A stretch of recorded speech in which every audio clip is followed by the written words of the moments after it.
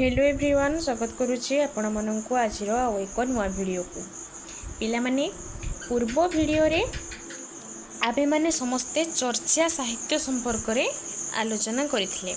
आमे चर्चार अर्थ जानिथिले। चर्चार अर्थ कोन? मूल अर्थटी तार होचे कोन? आचार बा आचरण। तापरे आमे चर्चार गठन रीति संपर्क रे मध्य आलोचना करथिले। आविष्कृत पोथी एवं गीतिर नाम संपर्क रे जानिथिले। हो ना नहीं? वर्तमान आम ये भिडियो रे जानिबा जो चर्चा साहित्य आमर स्रष्टा अछंती से कौन कह सिद्धाचार्य बोली कह। तो आम केते जण सिद्धाचार्य विषय रे ये भिडियो रे आलोचना करिबा। देख प्रथमे आम सरहपा संपर्क रे आलोचना करिबा। सिद्धाचार्य सरहपा आदिसिद्ध भाव में गृहीत होइथांती। तिद्धतीय तांगुर ग्रंथानुसारे से ओडियान बा ओडिशार अधिवासी थिले। तो आदिसिद्ध भाव में क्या ग्रहण कराई? सिद्धाचार्य सरहपा को ग्रहण कराई। से कौटिकार अधिवासी थिले? से ओडिशार अधिवासी थिले तिद्धतीय तांगुर ग्रंथ अनुसार। ठीक अच्छे। तारानाथଙ୍କ विवरणी अनुसार से ओडिशा रे जन्मग्रहण करिथिबा कथा जणा जाय। पाक सोम जोन जांग ग्रंथ अनुसार से पूर्वांचल रे रागी नामक स्थान रे जन्मग्रहण करथिले। तांको पिता थिले जने ब्राह्मण और माता थिले डाकिणी। तारानाथଙ୍କ विवरणी अनुसार तांकर जन्मस्थान होची ओडिशा हैला। पाक सोम जोन जांग अनुसार से पूर्वांचल रे रागी नामक स्थान रे जन्मग्रहण करथिले। तांकर पिता किए थिले? ब्राह्मण थिले एवं माता थिले डाकिणी। से सेतेबेले राहुल भद्र, राहुल सूची, सरोज वज्र बा पद्म वज्र नाम रे परिचित थिले। परीक्षा रे क्वेश्चन आसी पारे जे सरहपांकर अन्य नाम कौन थिला बा से क्यों नाम रे परिचित थिले? से क्यों नाम रे परिचित थिले? राहुल भद्र, राहुल सूची, सरोज वज्र बा पद्म वज्र हैला। से बौद्ध शास्त्र और ब्राह्मण्य शास्त्र उभय रे पांडित्य अर्जन करथिले। सरहपा किछि दिन पई नालंदा रे शिक्षादान करथिले। से महाराष्ट्र को जाई सेठारे जणे सर निर्मातांको कन्यार साहचर्य रे सिद्धि प्राप्त होइतिले। से बौद्ध शास्त्र और ब्राह्मण्य शास्त्र उभय शास्त्र रे से कोन करथिले? पांडित्य अर्जन करथिले एवं से नालंदा रे मध्य किछि दिन पई शिक्षादान करथिले। से महाराष्ट्र को जाइथिले एवं महाराष्ट्र रे जणे सर निर्मातांको कन्या तांकर साहाय्य रे से सिद्धि प्राप्त करथिले। सर्वदा सरहस्त होई भ्रमण करुथिबारु से सरहपा नाम रे परिचित थिले। से हाथ रे सब बेले कोन धरिथिले? सर धरिथिले। सेति पई तांकर नामकरण एपळी होईची बोली केही केही अनुमान करंती। तुमने ताले जानि पारिलो जे सरहपांकर एभଳି नामकरण हबार उद्देश्य कोन? कारण से सब बेले सर हाथ रे धरी बुलुथिले बा सरहस्त होई भ्रमण करुथिले। चर्चा गीति कोशर संकलित 22, 32, 38, 39 तांको द्वारा रचित। से को संख्या गीति रचना करथिले? संख्या 22, 32, 38 और 39। ठीक अच्छे। ये गुड़ाक सब मन रखिबो। सरहपाद तंत्रजानर आदि प्रचारक थिले। से तांत्रिक नागार्जुन भाव में मध्य ख्यात थिले। तो सरहपाद क्यों जानर प्रचारक थिले? तंत्रजानर प्रचारक थिले एवं से नागार्जुन भाव में मध्य तांत्रिक नागार्जुन भाव में मध्य से परिचित थिले। नेक्स्ट आसुचंती सबरीपा।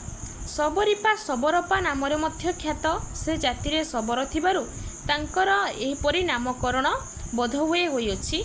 से निजर दुई पत्नी लोकी और गुणीक चर्चा नाम थिला पद्मावती और ज्ञानवती।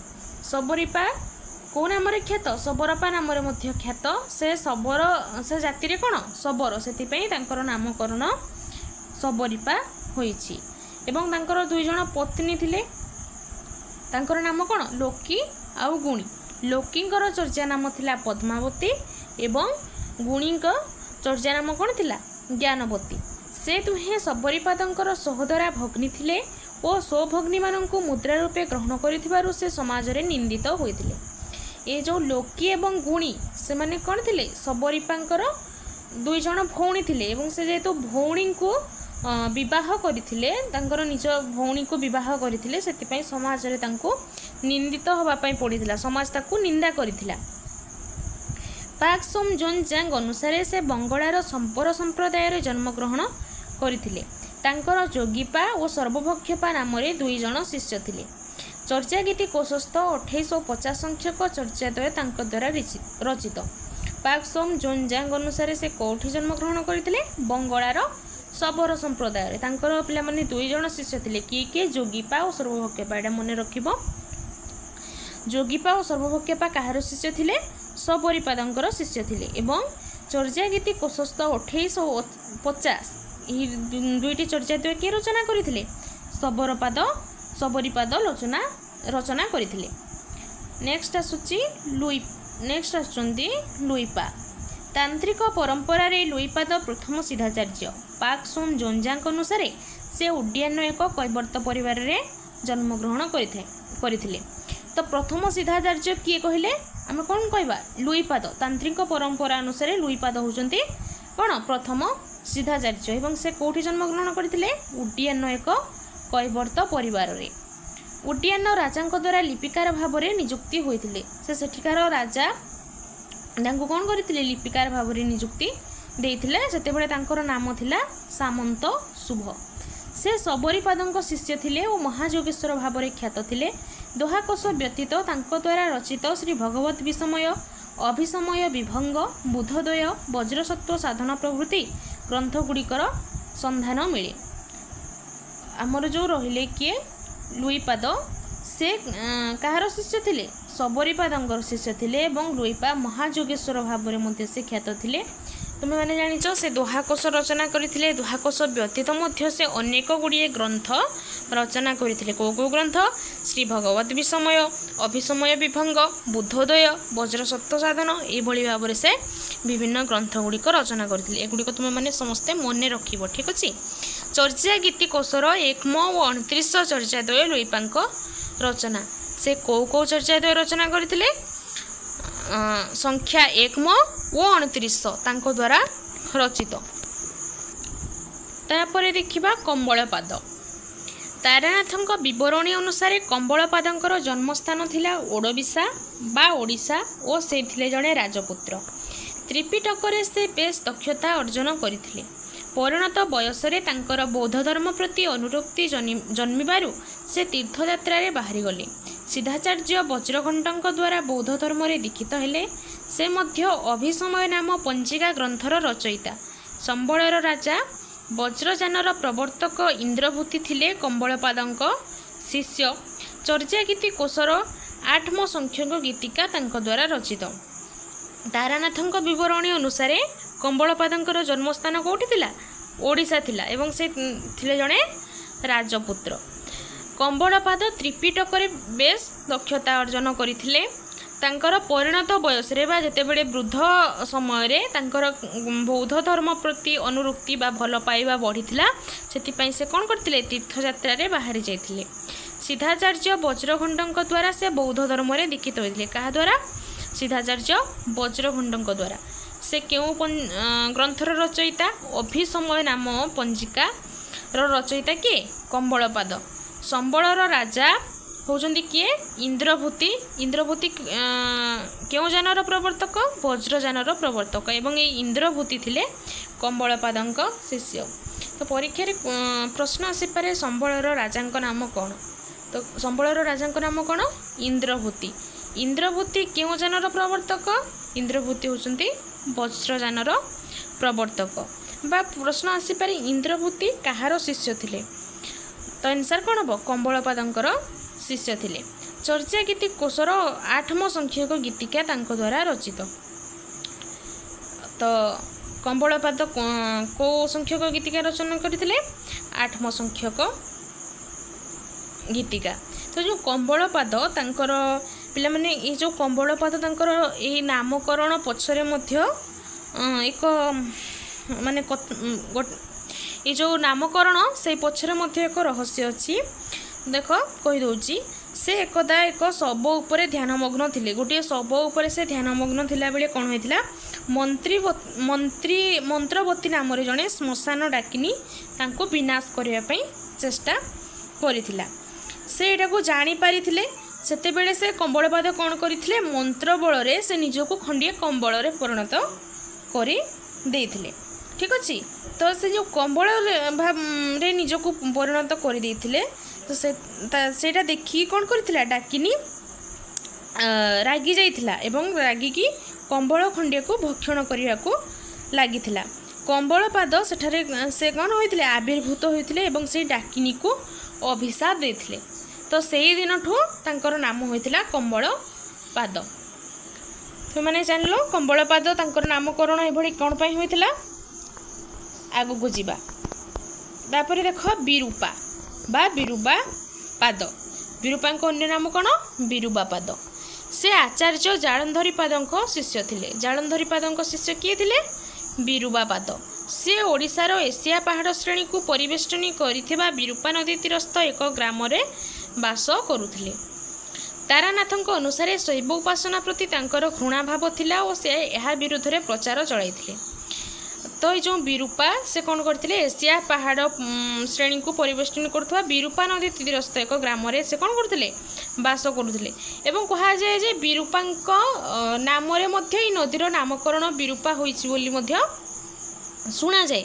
ବିରୂପାଙ୍କର କେଉଁ ଶୈବ ଉପାସନା ପ୍ରତି ତାଙ୍କର ଘୃଣାଭାବ ଥିଲା ବା ଶୈବ ଉପାସନାକୁ ସେ ପସନ୍ଦ କରୁନଥିଲେ ଏବଂ ସେ ବିରୁଦ୍ଧରେ ମଧ୍ୟ ବିଭିନ୍ନ ପ୍ରଚାର ପ୍ରସାର ଚଳାଇଥିଲେ। ତାପରେ ଆସିଲେ କାହ୍ନୁପା।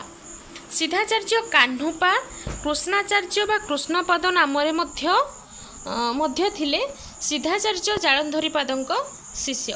କାହ୍ନୁପା କାହାର ଶିଷ୍ୟ ଥିଲେ ଜାଳନ୍ଧରୀପାଦଙ୍କ ଶିଷ୍ୟ ଏବଂ ସେ କୃଷ୍ଣାଚାର୍ଯ୍ୟ ବା କୃଷ୍ଣପଦ ନାମରେ ମଧ୍ୟ ପରିଚିତ ଥିଲେ। ସେ ଓଡ଼ିଶାର ଏକ ବ୍ରାହ୍ମଣ ପରିବାରରେ ଜନ୍ମଗ୍ରହଣ କରିଥିଲେ। କାହ୍ନୁପା ସେ ବ୍ରାହ୍ମଣ ପରିବାରରେ ଜନ୍ମଗ୍ରହଣ କରିଥିଲେ। ଚର୍ଯ୍ୟାଗୀତି କୋଷରେ ତାଙ୍କ ରଚିତ 13ଟି ଗୀତ ସଂକଳିତ। ଆମେ ପୂର୍ବ କ'ଣ କ୍ଲାସ୍ରେ ପଢ଼ିଛେ ଯେ କାହ୍ନୁପା ସର୍ବାଧିକ ଚର୍ଯ୍ୟାଗୀତିର ରଚୟିତା। ସେ କେତୋଟି ଚର୍ଯ୍ୟାଗୀତି ରଚନା କରିଥିଲେ ସେ 13 ଗୋଟି କ'ଣ ଚର୍ଯ୍ୟାଗୀତି ରଚନା କରିଥିଲେ।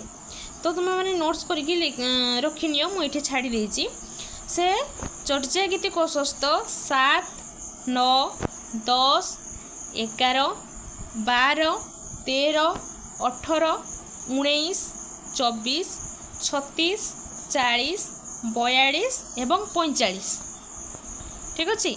ଏଇସବୁ ସେ ରଚନା କରିଥିଲେ। ଆଉ ଥରେ କହି ନେଉଛି 7, 9, 10, 11, 12, 13, 18, 19, 24, 36, 40, 42, 45 ସେ ରଚନା କରିଥିଲେ। ତାପରେ ଦେଖ ପିଲାମାନେ ଦାରିକପାଦ। ଦାରିକପାଦ ଏକଦା ଓଡ଼ିଶାର ରାଜା ଥିଲେ। ସେ ଲୁଇପାଦଙ୍କ ଶିଷ୍ୟତ୍ୱ ଗ୍ରହଣ କରିଥିଲେ। ଦାରିକପାଦଙ୍କର ଗୁରୁ କିଏ ତାହେଲେ ଲୁଇପାଦ। ଠିକ୍ ଅଛି। ସେ ଦାରିକପାଦ ମଧ୍ୟ ସେ କ'ଣ ଥିଲେ ଓଡ଼ିଶାର ରାଜା ଥିଲେ ଗୋଟିଏ ସମୟରେ। ଗଣିକା ବା ଦାରିର ସଂଯୋଗରେ ସେ ସିଦ୍ଧିଲାଭ କରିଥିବାରୁ ତାଙ୍କର ନାମକରଣ ଥିଲା ଦାରିକପାଦ। ଚର୍ଯ୍ୟାଗୀତି କୋଷରେ ତାଙ୍କର ଗୋଟିଏ ମାତ୍ର ଗୀତି ସଂଖ୍ୟା 34 ସ୍ଥାନିତ ହୋଇଛି। ଚର୍ଯ୍ୟାଗୀତି କୋଷରେ ସେ କେତୋଟି ଗୀତି ରଚନା କରିଥିଲେ ଗୋଟିଏ ମାତ୍ର ଗୀତି ରଚନା କରିଥିଲେ ସେଇଟା ହେଉଛି ସଂଖ୍ୟା 34।